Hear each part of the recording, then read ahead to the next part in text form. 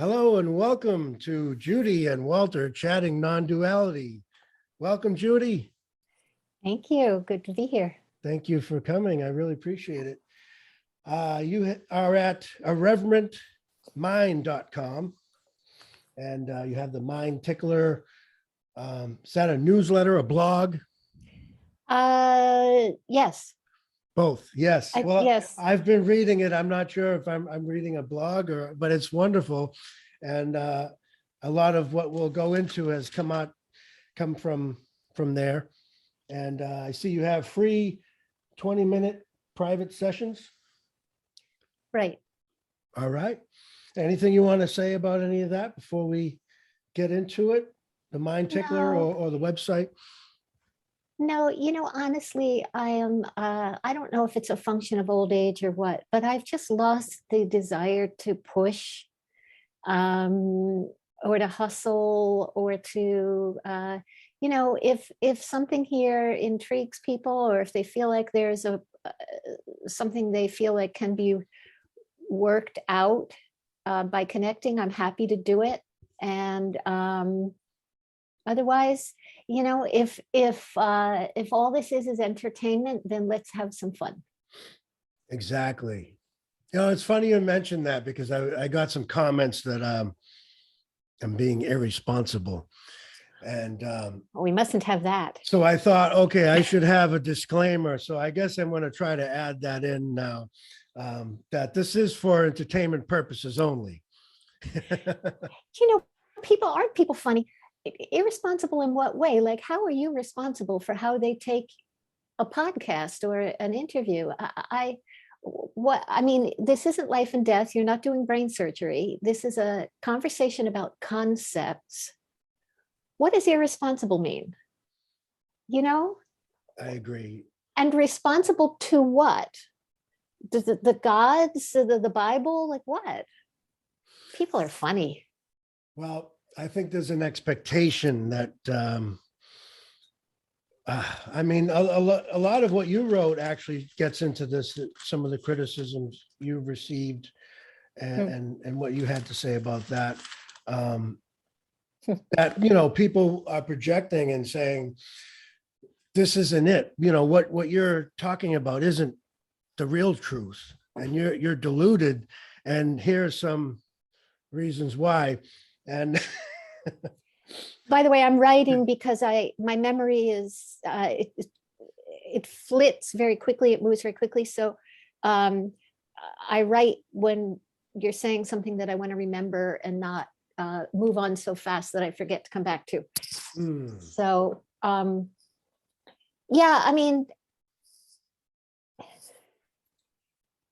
we've all seen all the conversations on Facebook, and I'm assuming, I'm told, Reddit. I'm not on Reddit, but I gather that it's a similar kind of scene with groups and heated conversations about what the truth is. Show me who knows the truth. Show me who knows anything more than theory and or what they believe. And if it's belief, which is all it can be, it's religion. And there's nothing wrong with that, but let's stop pretending there's an absolute truth or that we can know what that is, because how would that happen? If I grew up in a Pentecostal, and I did not, I was born Jewish. So if my terminology is wrong or insulting to people who have grown up like this, I really apologize. I just don't know. But if I grew up in a fundamentalist Christian home, I'm going to see the world through some kind of filter that is fashioned and formed by all of those experiences and that learning as a child. And whether I stick with it and believe it all my life, or whether I abandon it and say, no, absolutely not, it's still formative in terms of what is able to get in. If I grew up in a a Jewish household, that formative stuff is going to be different. Which one of us has the truth? I mean, I don't really understand that. And so I do know, and I know that people get very hot about this and very mad at me. And I'm not the only one they get very mad at. I know that too. I'm in good company and bad company. But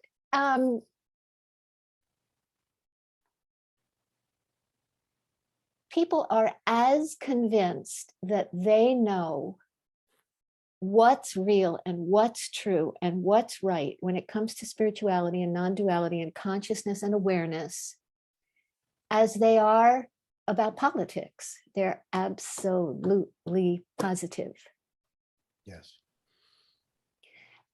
But last I know, none of us are on the CIA short list of updates on information. We don't know what we don't know. Yes. Yeah, it's amazing. There's no capital T truth. There's only this relative experience, a subjective experience. What else can it be? We are subjective. We are subjects. Or at least that's how we live our daily life. We could get into whether that's what we are and all of that. And goodness knows I have, in the 6 years I've been writing the Mind Tickler every week. Obviously, that's a subject that has come up many times. The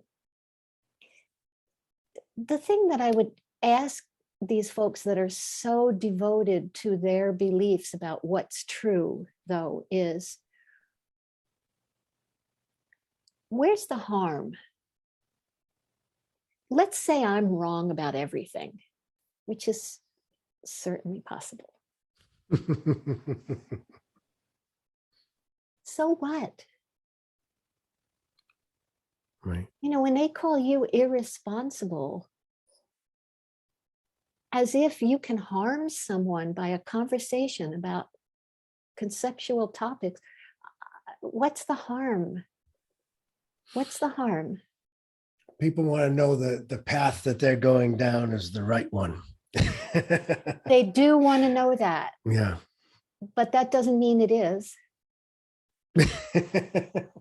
And if they perceive me as maybe leading people down the wrong one. So now you're Satan. You know what I mean? To use the fundamentalist metaphor again. I mean, we're talking about ideas here. We're kicking things around. Nobody's going to die as a result of this conversation. It's just a conversation. Yeah. One of the things that happens when I work with people in sessions is every once in a while, a friend or somebody will ask me, how do you stand it? How do you stand listening to people's traumas and pains? And how do you deal with it? And I'll tell you that honestly, of course I can feel for them if they have a story that's painful. And this is something, what I'm about to say is something that may tick people off. But again, I'm story of my life. I always know when I'm talking to them that they're okay, even if they don't know it, and even if they're hurting. And so it's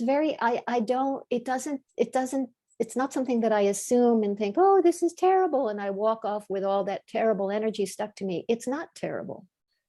It's something, it may be hard. It may be painful. It may be uncomfortable. It may break all our rules of shoulds and shouldn'ts, but they're all right. Yeah. So we're just talking. Yeah. Oh, that's powerful. It's very powerful. I heard you say that, I think in one of your other interviews or conversations with Robert Saltzman, perhaps, that we're okay, you know, and we might have all this stuff coming up, arising, seemingly painful feelings and emotions, but we're still okay. You know, no one ever died from a bad feeling or a thought. Isn't that amazing how we don't notice that? You know, I'm anxious, I'm depressed, I'm suicidal, I'm life is too hard. What's the point of going on? Uh, I have a feeling I don't like. I wake up in the morning and it's there. Okay. Um, we're very obsessed in this culture with having to have what we want and what we like. And the thing is that consciousness or existence or whatever name you want to put on it, the universe, God, whatever,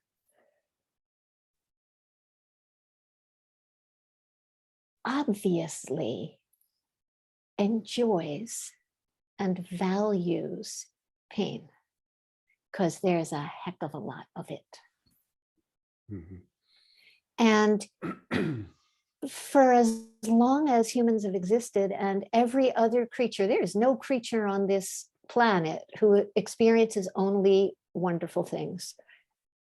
They get hit by cars, they they go hungry, they get caught in a trap. I was reading recently that male dolphins sometimes encircle females and gang rape them for hours. Who would have thought? So this is a existence is hard, and nobody promised any of us not hard. Nobody promised us love only or beauty only or no suffering. There's nothing on this planet that's alive that doesn't experience hard things. And so somewhere we've got it stuck in our heads and in our culture and in everything we do that if we don't like it, it has to be different. It has to change. It's not right. But nothing needs us to like it. Consciousness does not need us to like what we feel. Is there something, do you believe, I should say, that there's a sort of a creative intelligence or this something that, because you say consciousness likes or doesn't like, or obviously values pain. Is there something that values pain? I mean, you know, I often, when I have these kinds of conversations, as I'm saying the words, I'm thinking, I hate these words. Yeah. But I can use as an example, I'm a painter and a dancer, and I've done both all my life. And all my life I've done one or the other. And since COVID, I can't dance. There's nowhere I can't. And so I've been painting a lot. And it's very clear when I pick up the brush that I am not in control of that brush. I'll have great plans. I'll study other people's things and I'll think, okay, I'm gonna do that, and then I'm gonna do this, and then I'm gonna use these colors and I'm gonna go here. It never, I mean, but simply 100% never comes out the way I've got it sorted. Is there a creative source, an outside source? Being is, I can't use the word being with any kind of comfort, but I don't know how anybody can land on there's nothing outside of me, or that there's nothing bigger than I am, or nothing other than me. I don't know how, if you're paying attention, which not everybody is, but if you're paying attention, I don't know how you can end up there. things don't go according to plan, they go the way they want. How much in our lives? I mean, my gosh. So what's doing that? I don't know, but it's not me. Hmm. Yeah, I just question if there's any intention at all, you know, in this In whatever that in is. this big, yeah, way that you're saying. Well, so it's not an answer we can actually know, Yeah. but we can pay it again, as I said, pay attention. So if I might give you a little example, and by the way, if I'm talking a lot or talking too fast or whatever, you let me know. Oh I've been no. okay, good. I've I'm been running enjoying it. very high speed all day and I'm very revved. That's good. Perfect. Okay, good. So to give you what I hope will be a short example of something, I moved to here to the East Coast from California, where I'd lived for over 30 years. I moved here at the end of 2018 to take care of my mother, who was sick and had dementia and other fun things. And she died at the end of 2019, and then soon after that was COVID. So it's been 3 years I've lived here, and all the time I'm thinking, can I go back to California? Can I afford to go back to California? Should I go back to California? I'm 68 years old. My family is here. LA is very spread out. Do I want to go do that again? So I'm ruminating. What do I want to do? What do I want to do? What's right to do? Okay. Meanwhile, about 2 months ago, the thought came to me out of the blue, as thoughts do. I love that expression, out of the blue. Suddenly and without warning, Yeah. I love language. I feel language is, for me, extremely informative if we pay attention. So the phrase "out of the blue" is interesting to me. Okay, so suddenly it occurred to me that living here where I am, I'm renting.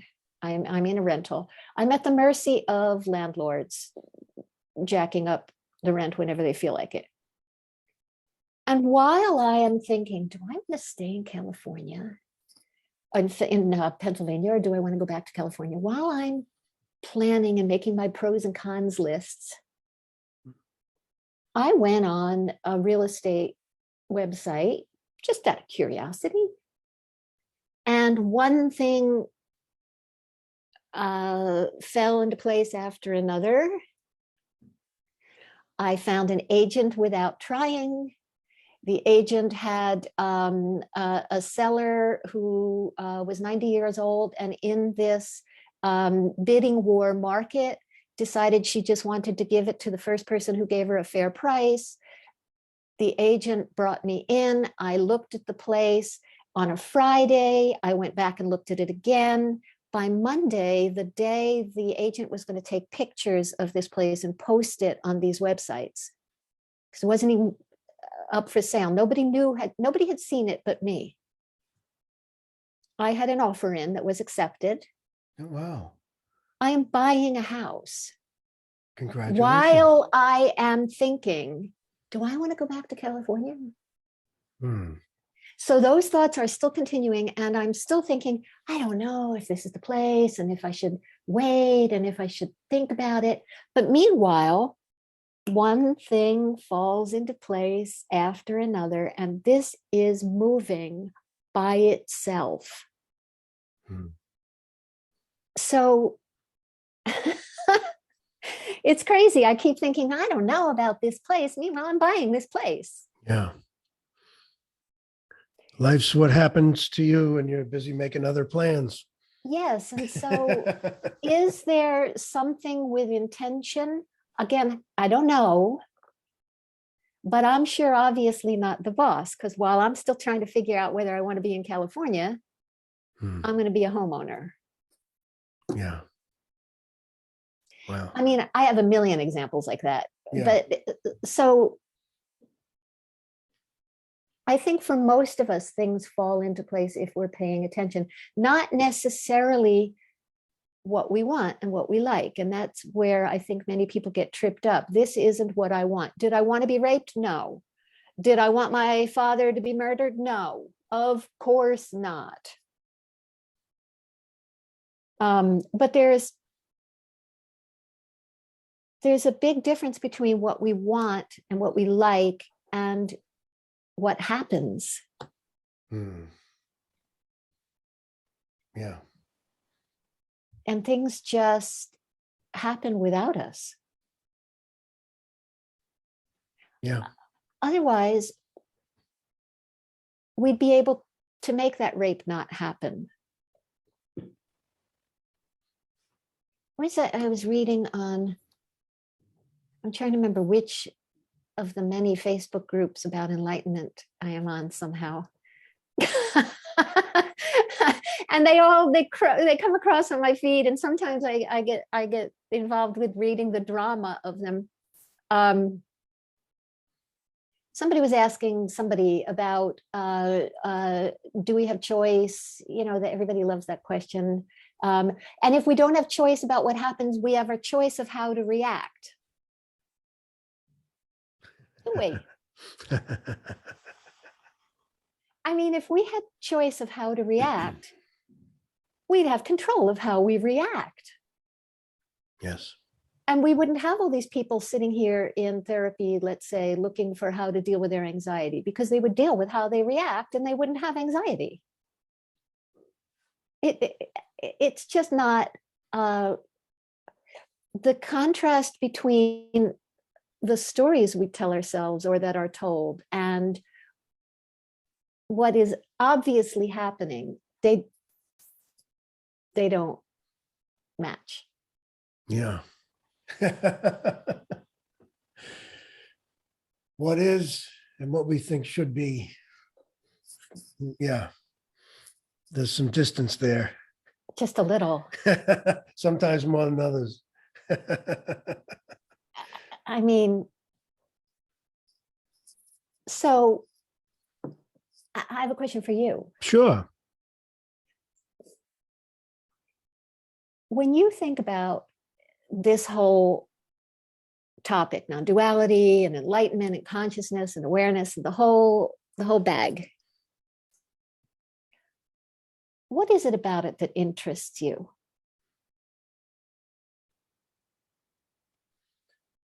Well, interests me now, or as opposed to a different time in my life? Because I think whatever you think. Well, I feel such gratitude because, and actually, I want to get into a lot of the stuff you wrote about this, but I have a similar story. But I was seeking and just thinking that there was another level I could get to, and I didn't know that this was it. Which is what we're saying. We're saying there's just what's happening. There's just what's appearing. There's just what's arising. And I will agree with you. It's not me that's making it happen. I don't think I have any authorship, any free will, any volition, any way of controlling emotions, ideas, thoughts, attitudes, any of this stuff. But anyway, back to answer your question, I feel like I'm on a tangent. But I have gratitude that this sort of shift was able to get me off that hamster wheel of seeking, of thinking that there was something other than this, something other than what's happening. I like to, people throw that word apparently because we don't know that it's actual. We only have our interpretation, our, again, you wrote about this, our filter, everything all of our opinions and views are just what we're projecting out there through these filters, through our upbringing, through our how we were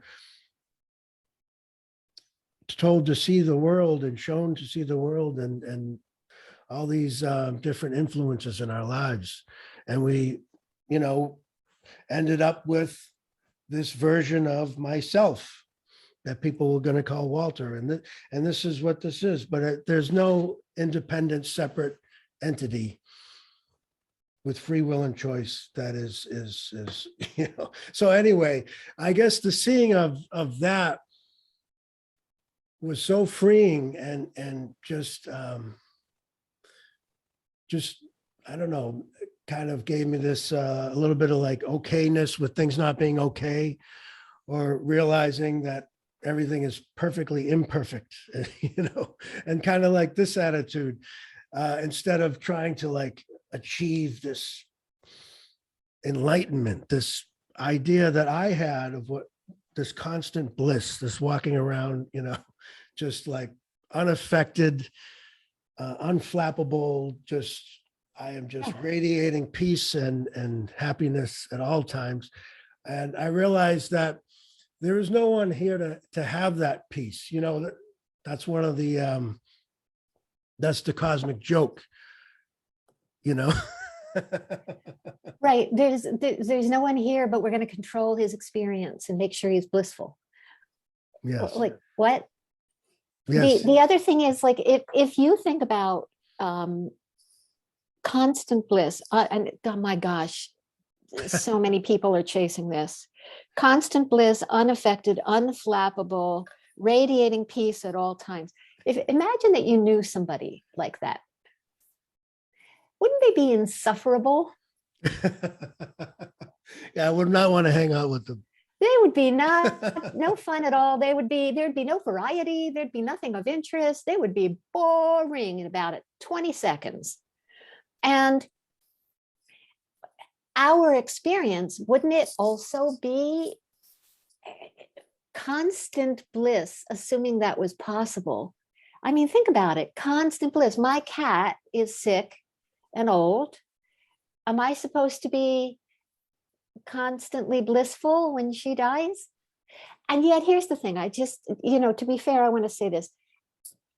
When I first got involved in all this stuff, my entry point was Byron Katie, as many people have heard me say, which was perfect for me because it's plain English and it was somewhat psychological, which worked for me. All that woo-woo stuff I had no interest in. When Byron Katie would start talking about that, I just completely tuned out. It was not for me at that time, for a fair amount of time.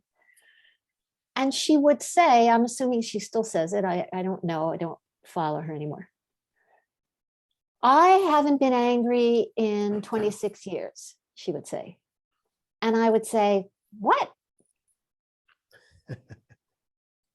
And as I began to be more involved in that whole Byron Katie world, I saw Byron Katie appear what mere mortals would call angry. Mm-hmm. And I didn't think she was lying. I just couldn't put it together. And since then, I've been, you know, grateful and lucky to have certain experiences of my own. And I've come to see that there's an and, not a but involved here.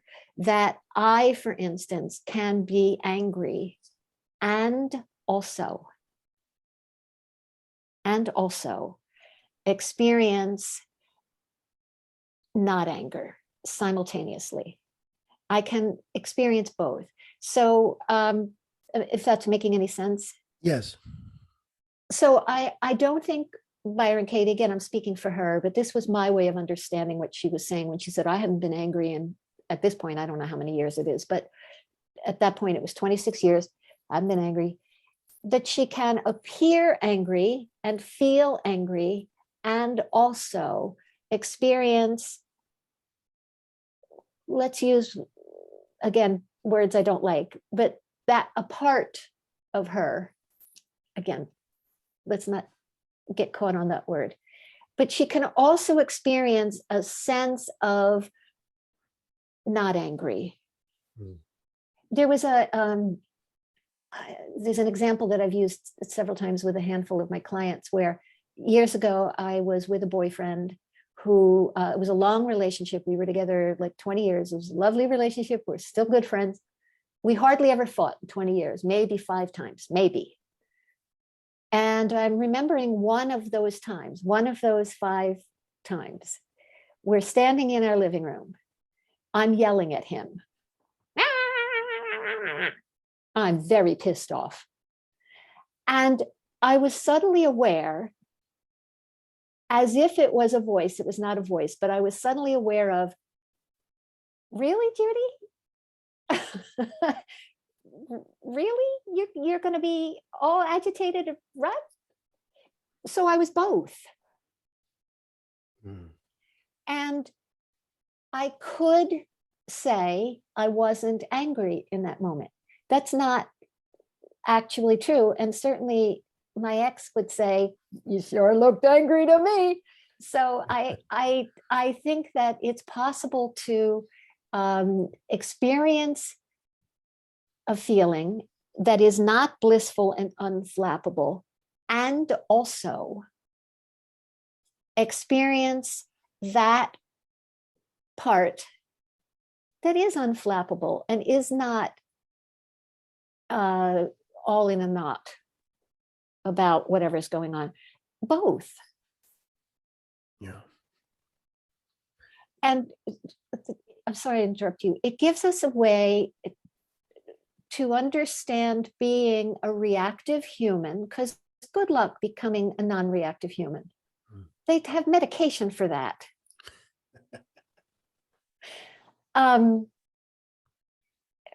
We get to experience all of it. We get to experience anger and fear and sadness and tears and shame and boredom. We get to experience all that color, and also that kind of, again, hate the words, I don't know what else, overview that is not entrapped, embroiled, that knows it isn't that, but is enjoying the game, enjoying the play. Is any of that making any sense at all? Absolutely. Absolutely. Good. Yes. Recently I was experiencing some uncomfortable feelings, and one of the thoughts that came to me was this too shall pass, which is funny because it doesn't often, it's not something I say, but kind of like you said, I don't know where these thoughts come from, out of the blue. Something thought I needed to hear that, I guess.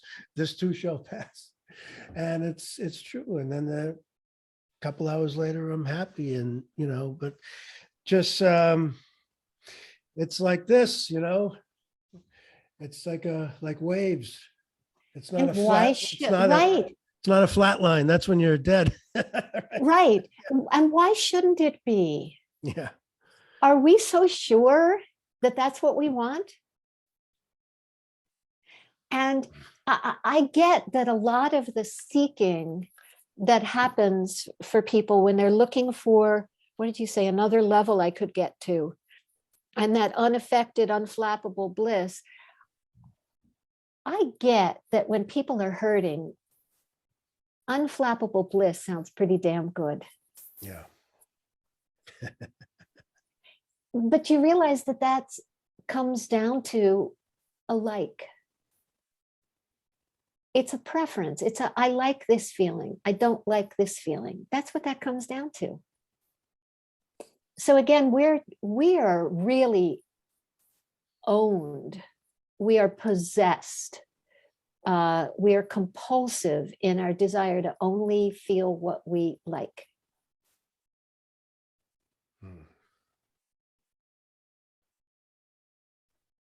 It ruins lives, really. It ruins the joy of it, because it takes away some of that bliss that people are chasing, because no life is ever going to supply anybody with only liked feelings. It's just not how it works on this planet. Yeah, and it's like who told us that that's was a possibility or something desirable or something even that anyone has ever had, Right. that they always have what they want and feel great or whatever.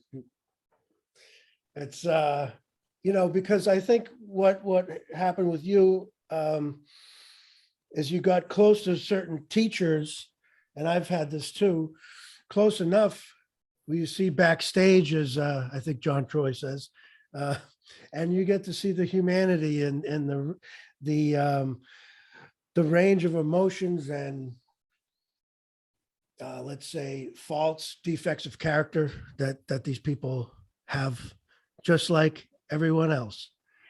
Including me. Yeah. This was after the disappointment. After the disappointment of, oh my God, my dream is a fantasy. This means I am free also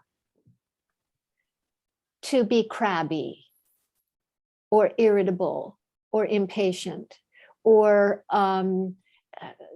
sad. I'm free to stand at the kitchen sink. I was standing there a couple of weeks ago and I was like, would you look at this? This is anxiety happening. And then really within 15 minutes, because I wasn't clinging to, oh my God, what does this mean? How do I get rid of this? What has happened? What is wrong? I wasn't clinging to any of that. In about 15 minutes, it was like, okay, I'm out of here. And it was gone. But so for 15 minutes, I got to experience that. And when I don't carry around the story, the delusion that I need to be unflappable, a wave of what I would label anxiety showed up. It got bored in 15 minutes and it moved the hell on. Well, everything is allowed to show up. It better be, because it's coming whether we want it to or not. But there could be this extra resistance to it. That makes it even more fun, doesn't it? We all know how successful resistance is at keeping away feelings we don't like. Humans are crazy. Seems to strengthen them. I want to read this, if you don't mind, from you. Oh, not to interrupt, but no, I'm just babbling. Okay, no, you wrote, Jude. This is because this is along the lines of what we're talking about. Judy came to see that the methods she was trained and certified in actually perpetuated the opposite of helping to relieve the sense of self as damaged. She saw clearly that the sense of self was strengthened and maintained by all that methodology. So I wonder if we could talk about that. Like how do these practices strengthen the sense of self?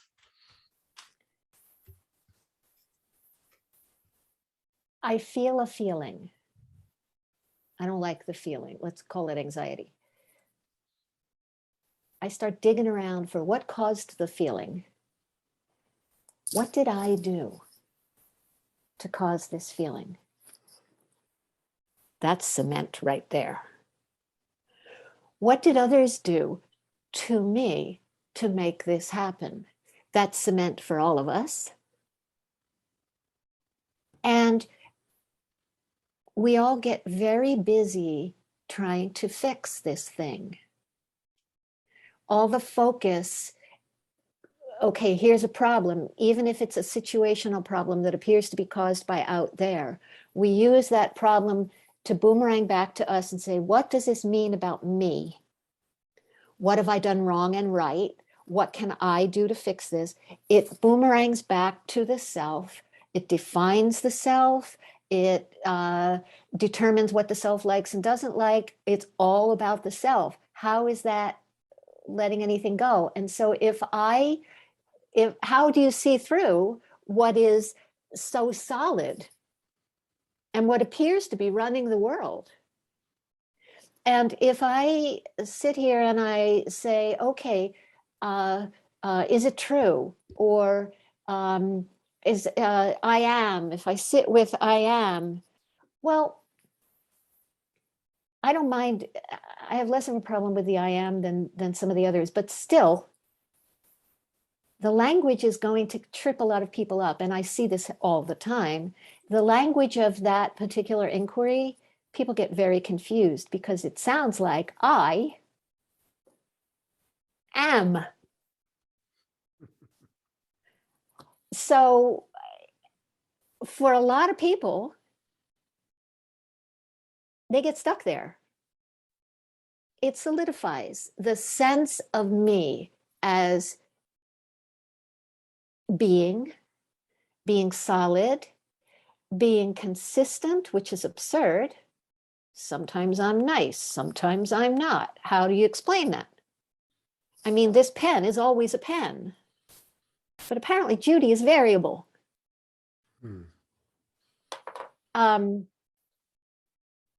I think that anything that focuses on the me, whether it's on what is wrong with me, what does the me know? Is the me enlightened? Is the me blissed out, unflappable? Has it gotten to all the levels?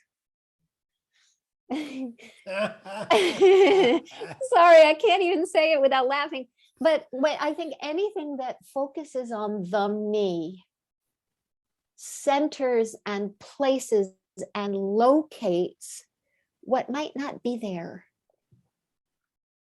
And it's very hard to see through or to see that it might not be there, because all of that is so freaking solid. Yeah. So that's what I mean by that. That's perfect. There's no escape. And what wants to?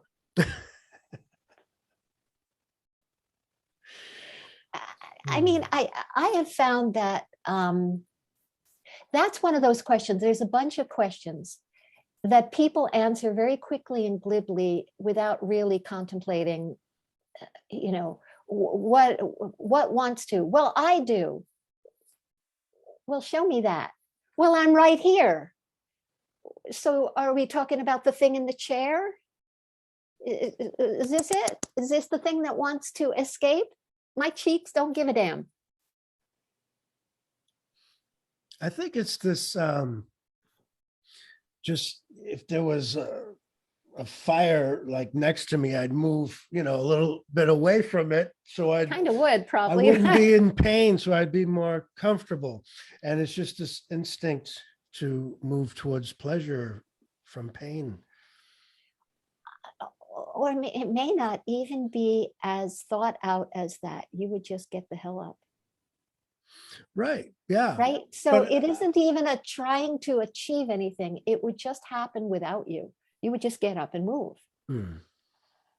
Yes. So, when people talk about awareness or consciousness,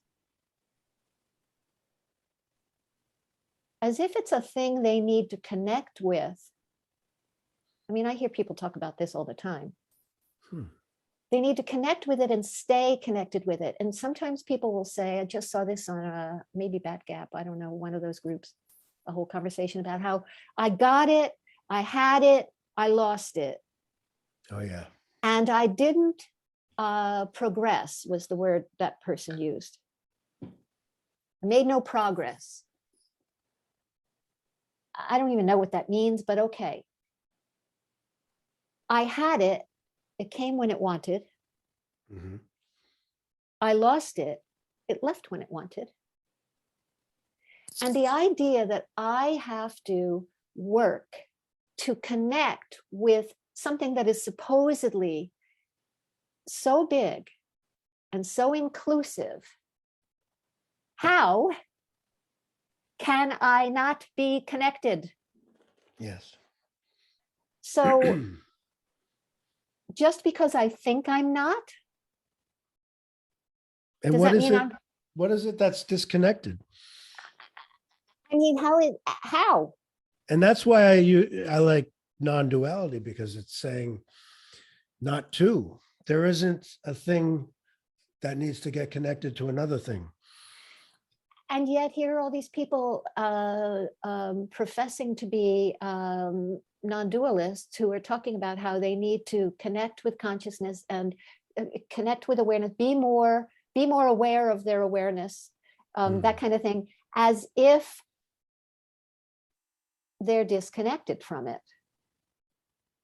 But if it's one, and if it's everything, and if it's bigger than you, excuse me, whether you know it or not, those are thoughts, they don't matter.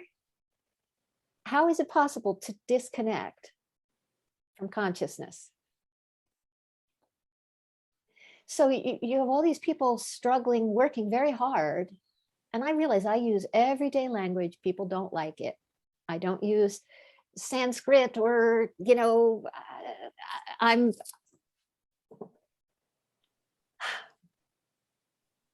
it's still the idea that it's possible to not be consciousness, and that you need to do certain exercises or practices or attain or struggle or read or follow a teacher or sit in a lotus position or any of that in order to connect with what you already are.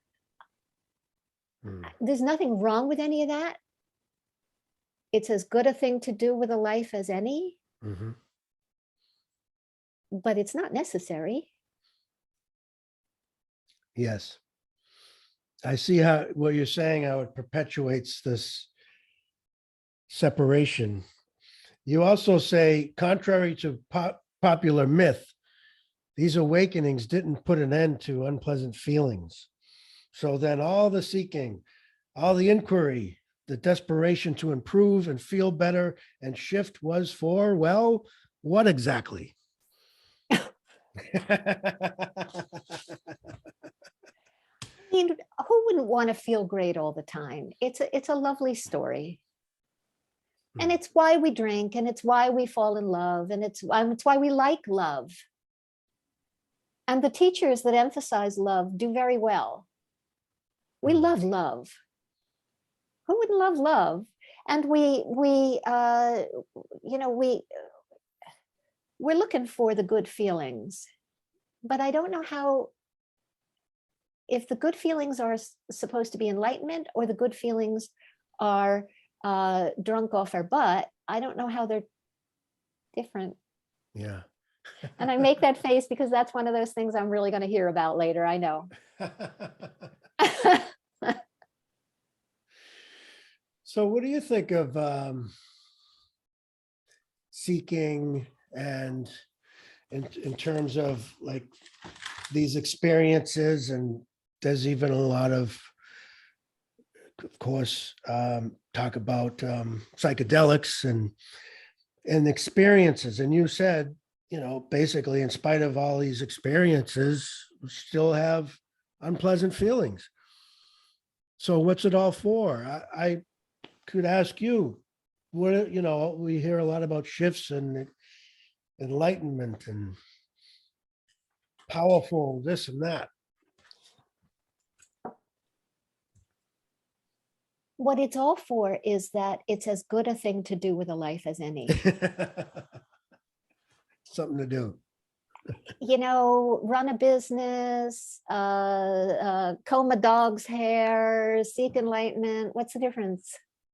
It's as good a thing to do with a life as any. I wish I'd written down your last sentence because I wanted to say something about it, but I've lost it. It's already gone. Oh, that's okay. I like this next part. Eventually, Julie realized, what if every experience was an awakening? What if she could give up seeking? Because this is it. And if that was so, then what could any teacher or technique give her that wasn't already here, that she didn't already have? So Judy ditched it all.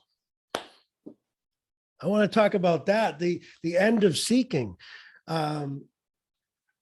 Somebody in another interview you did was talking about giving up the search. And,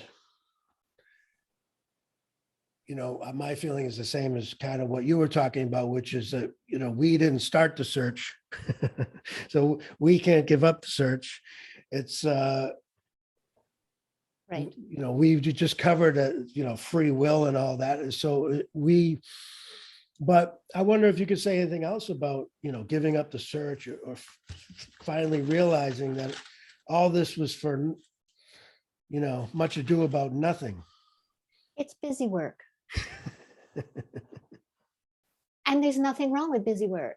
Yeah. I'm painting. Am I a Picasso? No. Am I doing great works of art? No.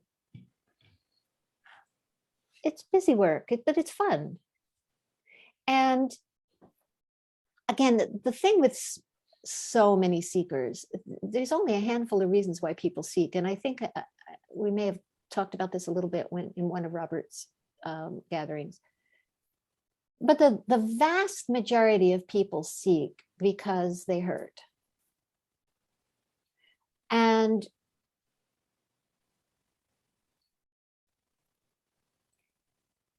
there's these are very hard things to put into words. There's a lightness that happens, as certainly there was for me. Let me put it that way. Not that means it's the same for everybody, but there's a lightness that happens when I began to see that I'm not what I think I am,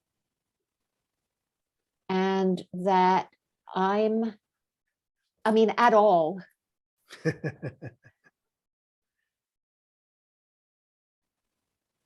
I use the word wispy in a lot of the mind ticklers, and that's my experience of it. It just begins to have the sense of Judy becomes very wispy, very diluted, transparent almost. But I, of course, am not transparent. So there's a certain amount of lightness and an ability to roll a little easier. When I was yelling at my boyfriend those years back, and I saw essentially the thought or voice is like, really, you're going to pretend you're mad? It reminds me of a client years ago who told me she was furious with her partner, furious, yelling, crying. And then she caught a look at herself in the mirror while this was happening. And she thought in the middle of all that, oh, you're cute when you cry. So whatever it is that's able to do both, yeah. How cool is that? The thing with searching, you can't make yourself give up any more than you can make yourself start. If you had tried to make me a seeker before Byron Katie, that would not have happened. I just would have laughed at you. I wasn't built that way. And I was never a seeker the way so many folks that I encounter now are. I just wanted to not hurt. I spent a lifetime of depression and suicidal thoughts, and I just wanted to not hurt. And so I wanted something to do magic that would help me with that. And I'd certainly tried everything else, and I'd really given up hope, which I think helps, actually. So yes. I don't think you can make yourself give up the search any more than you can make yourself start the search.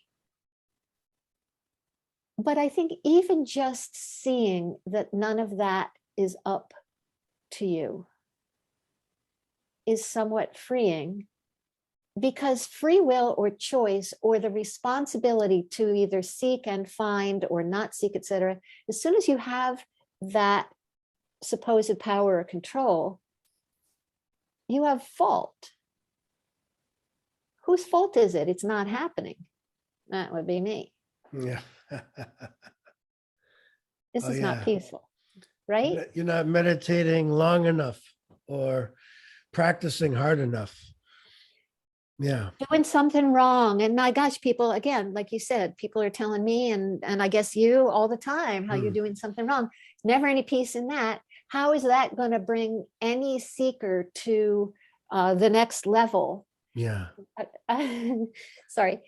So when if you're not climbing the levels, it's like this person who wrote on the back app, I'm not making progress. If you're not climbing the levels, if you're not attaining the level, well, whose fault is that? We all know whose it is. Yeah. It's yours. Got to So, keep climbing, right? Climbing that and ladder. working and attaining and figuring out what you're doing wrong and, reading another book and doing another retreat and another podcast. And so how do you give up the search? It's really not up to you. Maybe you just, I'd love to see people, instead of trying to figure out either how to attain or how to give up trying to attain, I'd love for people to think about, what are they hoping will shift? Like, what exactly shifts? What does the shifting? Again, it's not the body.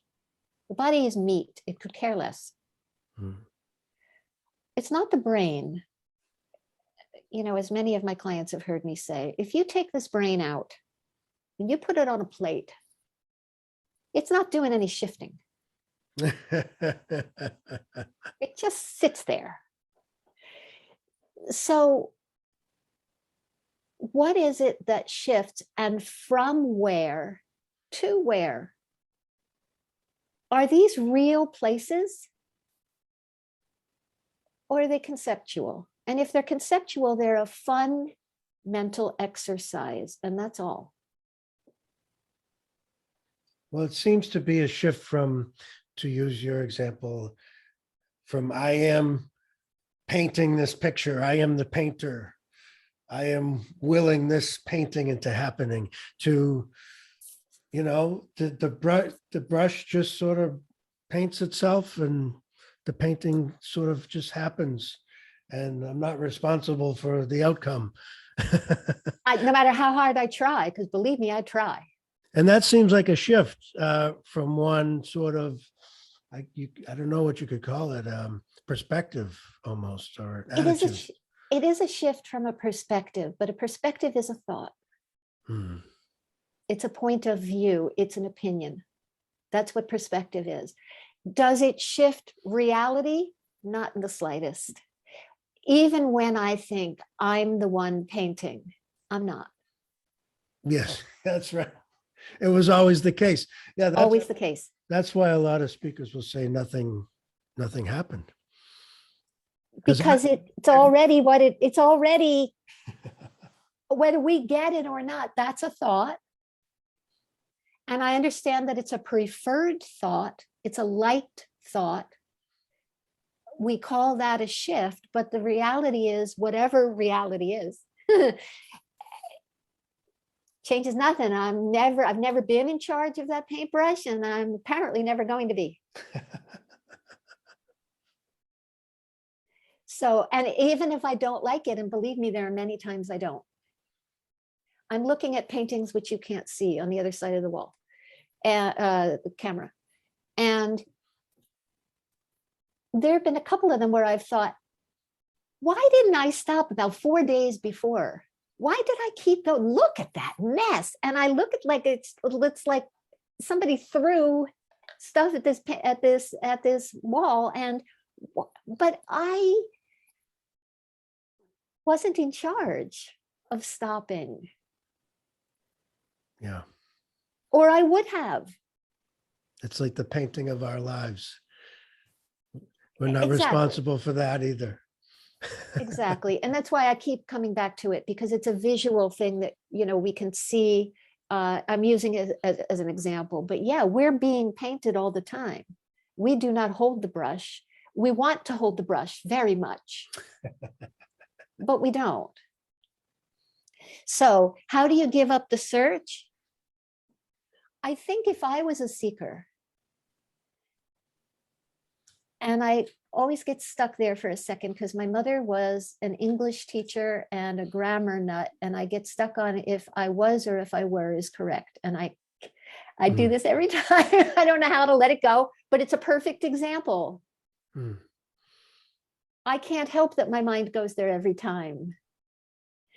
If I was a seeker, I'm going with that, whether it's correct or not. If I was a seeker,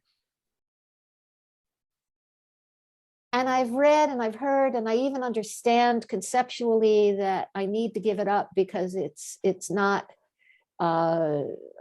what I want is not attainable, or I can't make it happen, or I'm not in charge, or any of that. It might be kinder to me to see that I can't do anything about any of that. There might be a little bit of quieting. And even just being allowed to freak and seek. Yeah. Knock yourself out until you're too tired to keep going. And if that never happens, fine. And if the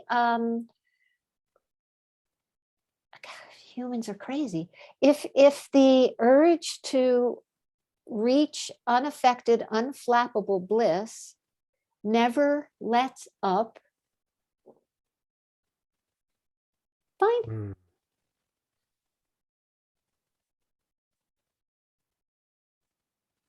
It's such a great thing that was never up to us. We didn't create it. We don't have to get rid of it. We don't have to give it up. We don't have to give up the seeking. What for? And the thing is, like, if we never get, and my goodness, this is true for most people, if we never get aware of awareness, life goes on. Or if we never shift into an awareness of consciousness, or if we never, like Rupert talks about, if we never start to experience that life is the screen and we are just the show on the screen, if we never get that, yeah, okay, we don't have to connect with that. And we don't have to work hard to connect with that. It's still, if it's true, because we don't know, but if it's true, it's still true whether we know it or not. It doesn't need us to know. It's just kinder. And if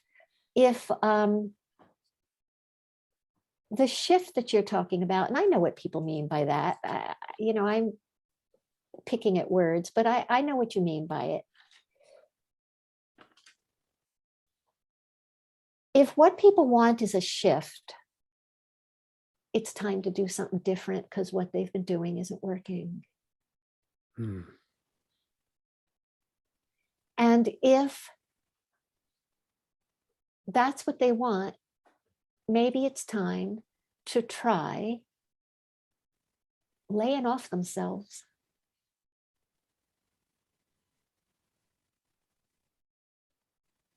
Yeah. My gosh, sorry to interrupt you, the haranguing we do of ourselves, the constant haranguing. No wonder we're tired. Sorry, what were you going to say? Oh, no, the haranguing. Yeah, the violence we perpetuate on ourselves.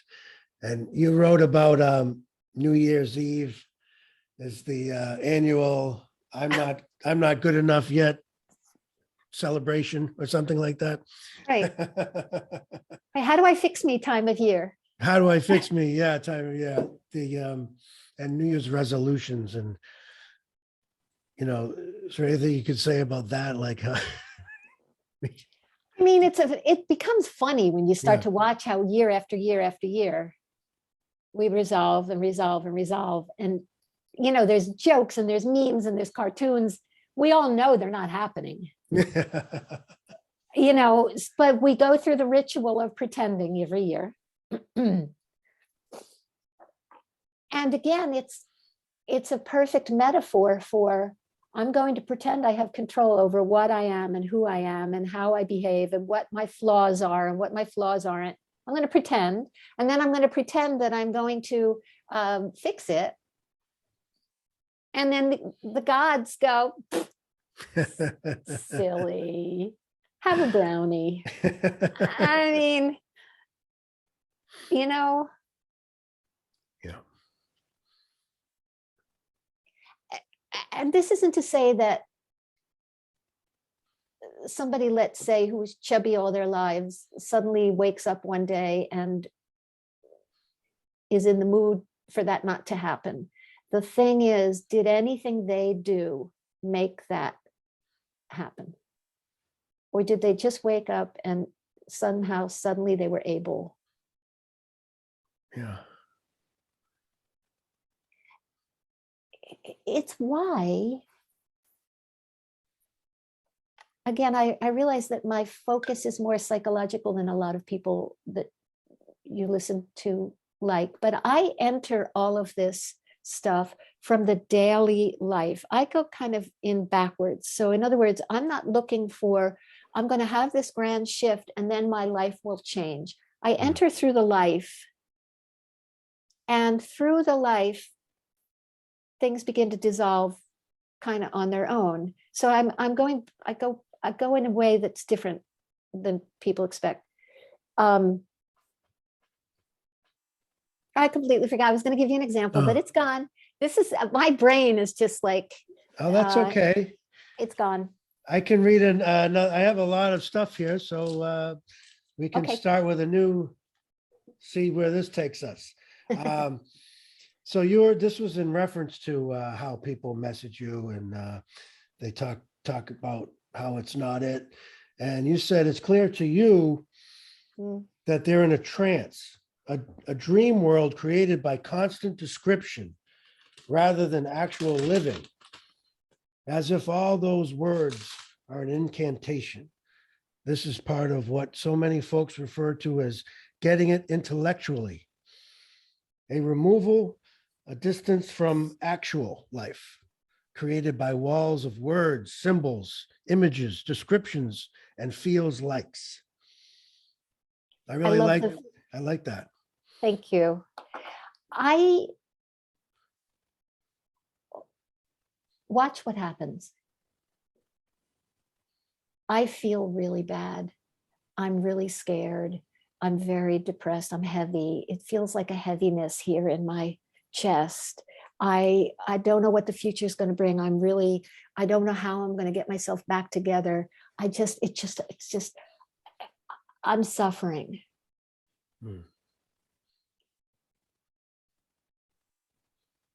What part of that is the actual suffering? It's a lot of describing.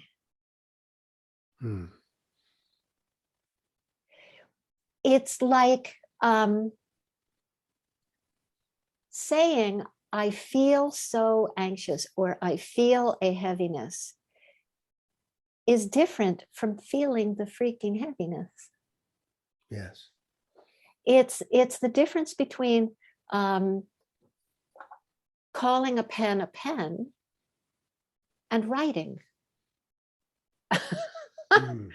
Right? So yes. This is so automatic. Almost nobody notices this. This is very pervasive. It's everywhere. It's constant. We are always describing our experience instead of living it. And one reason humans are nuts in a way that most other species are not is because we have words. And the words instantly remove us from the actual experience, and they describe, they label, they talk about. If I say to you, I feel like there's a heaviness in my chest, the word like is a metaphor, indicates a metaphor. It's already indicating a representation of it's removed. So we don't experience life. We experience a description of life for the most part. And it hurts because it's batshit crazy. Yeah. It's very hard not to do that, almost impossible. But part of that little exercise, that little game that I had at the end of that particular tickler, Mm-hmm. sorry, I got a couple of emails from people going, "What are you talking about? This doesn't work." Oh. But part of that exercise was to give people a chance, if they were willing, to see if they could possibly experience pain without talking about it, labeling it, discussing it, without words of any kind. Yeah. It becomes very difficult.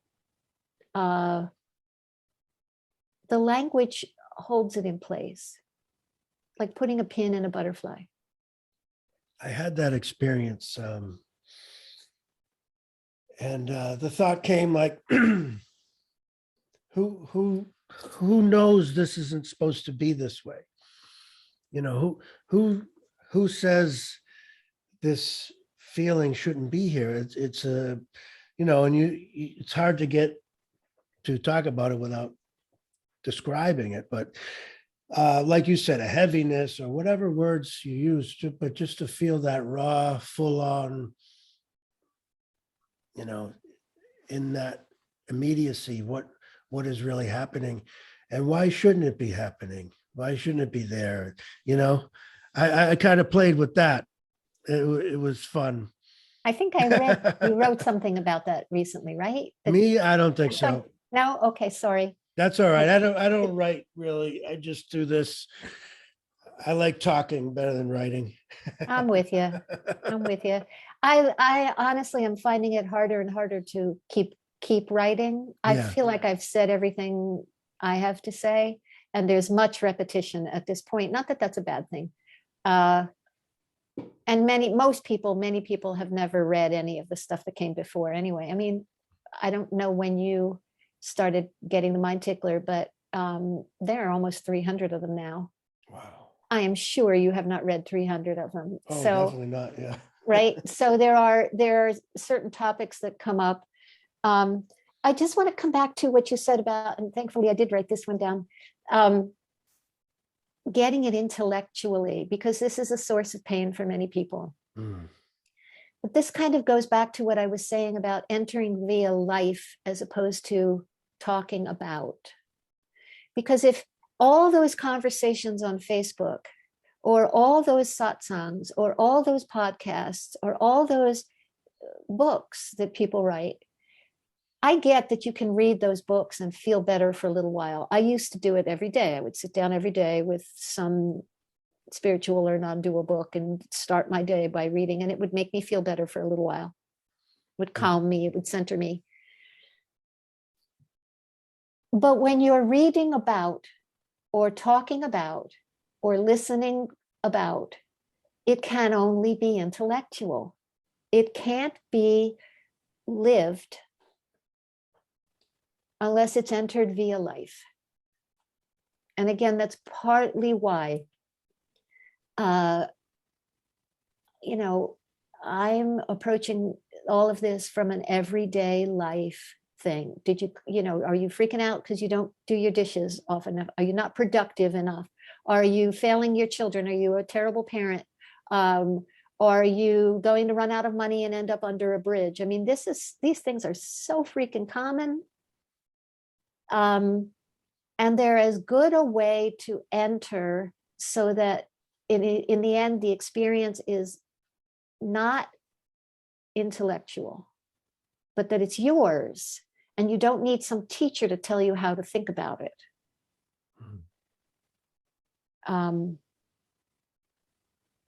So that's my idea, which is all it is. Well, you say words can cast spells and words can break them. I love that. Thank you. So nothing needs us fixed. Nothing needs us improved. Nothing finds us lacking as is, not even us. Right. And I wrote that last bit of it, not even us, because if we really did, and I think I put this in that tickler, we would stick to the resolutions, Yeah. right? If we really wanted it fixed. We don't. It's fun. It's fun to be crazy me. I know that's not what most of us say. But, you know, there are studies about, and I think many of us have experienced this, where articles or studies, people ask if you could wake up in the morning and be somebody else, have a different life, have a different body. You know, this happens so often. You know, I want to be slimmer, I want to be younger, I want to be more beautiful. If you could wake up in the morning and be that, would you? And the vast majority of people who answer that question say no. I would stay with what I have. So when we're really asked, and when it comes down to it, we don't really want this to change. Yeah. And that's a point in our favor. That's a little bit of acceptance of this is it, even though that's not what we call it. But that's basically what that is. Yeah, I'm old and I'm fatter than I want to be, and I'm creakier and achier than I want to be, and maybe I'm more sad. And would I change it? Apparently not.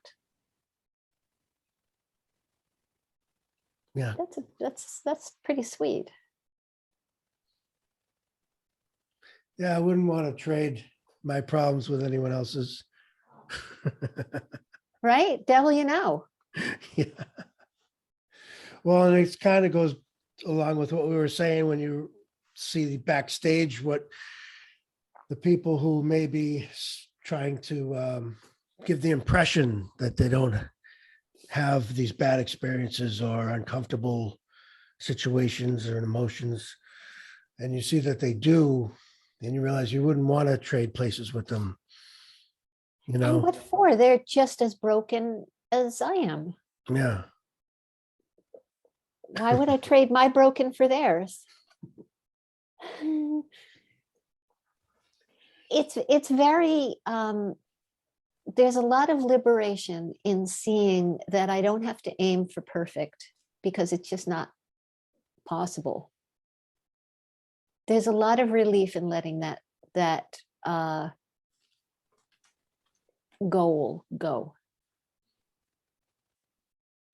Let go of perfection. Yeah. Yeah. Good luck. Maybe this will be the last one I read, but we are 100% projecting our personal experiences at all times, nonstop, and calling it reality. So for those who enjoy being important or special, which is pretty much everyone, at least this is good news. I mean, and again, I get these ticklers all jumbled up, so I apologize if I am repeating something that's already written there. That's But okay. the thing is, when I look at you, Mhm. I'm calling that you. But that color and that shape is happening in my eyeballs. It's me. I'm calling it you, but it's me.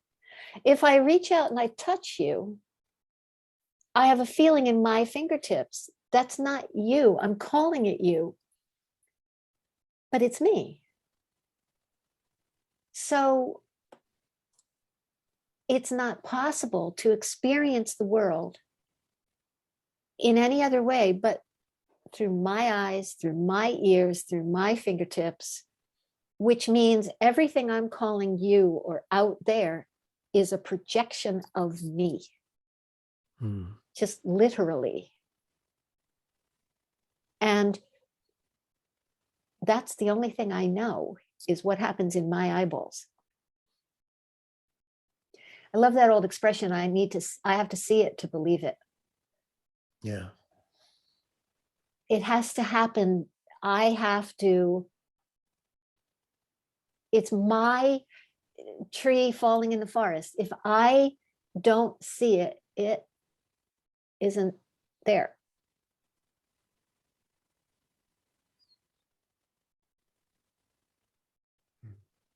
So that's what I meant by that. Yeah. Well, great. You wrote, don't know and never will.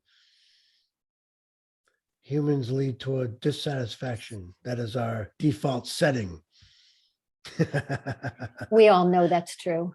The mind never says great things are coming. You're going to do so well at this. You're going to go out there on that stage and you're going to shine.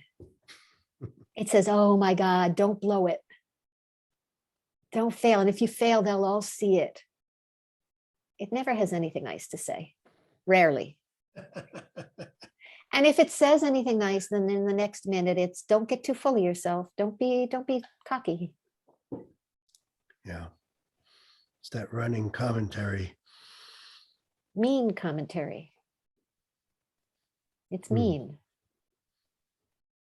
Do you give anyone suggestions of how to maybe change that inner voice, that inner dialogue?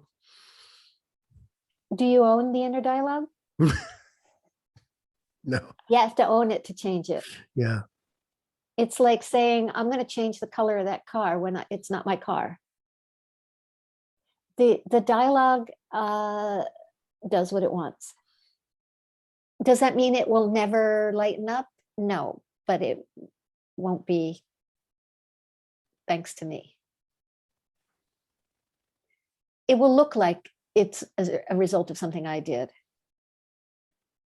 But again, if we could change it, wouldn't we all be doing that? Yeah. We'd only be having positive thoughts.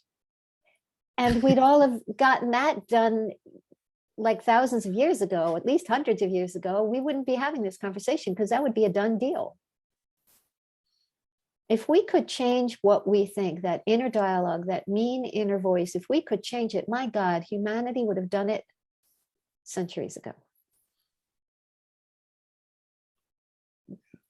But we can't.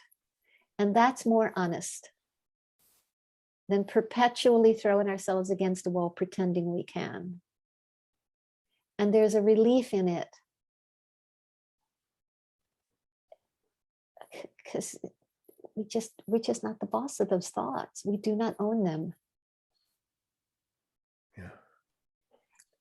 I remember in one of my first Byron Katie experiences, I think there were 400-ish people, 300 or 400 people in the room. And somebody stood up and they said, I don't know, I wish my husband would die or something. I don't remember.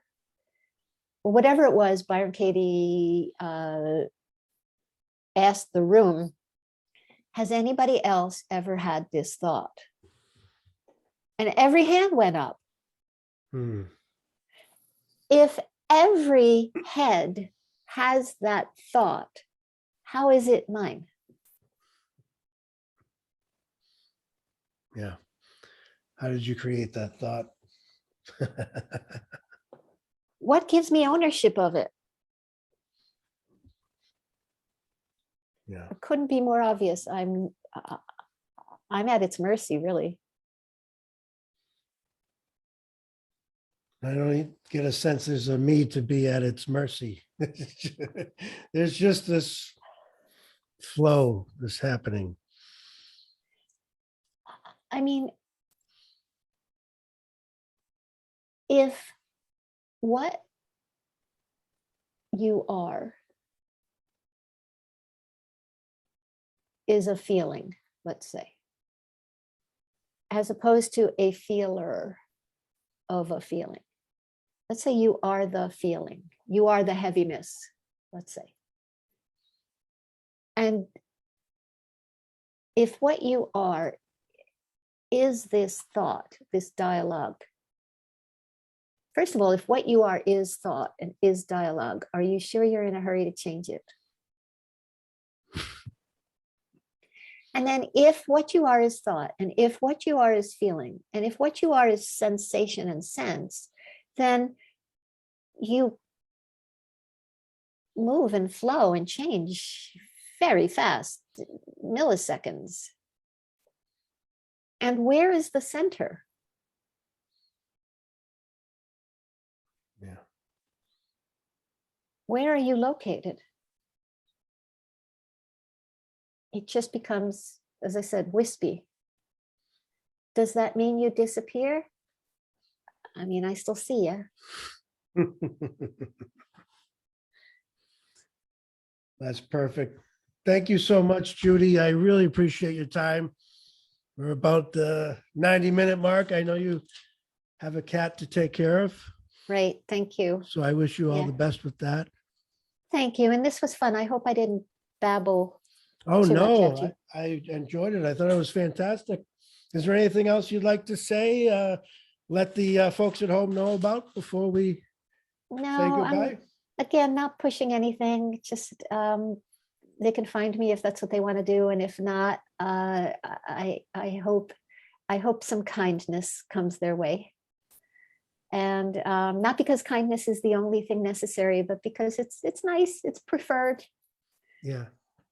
Kindness is nice. Yeah. So thank you, Walter. Well, thank you so much. I really appreciate it. Take care. Bye-bye. Bye.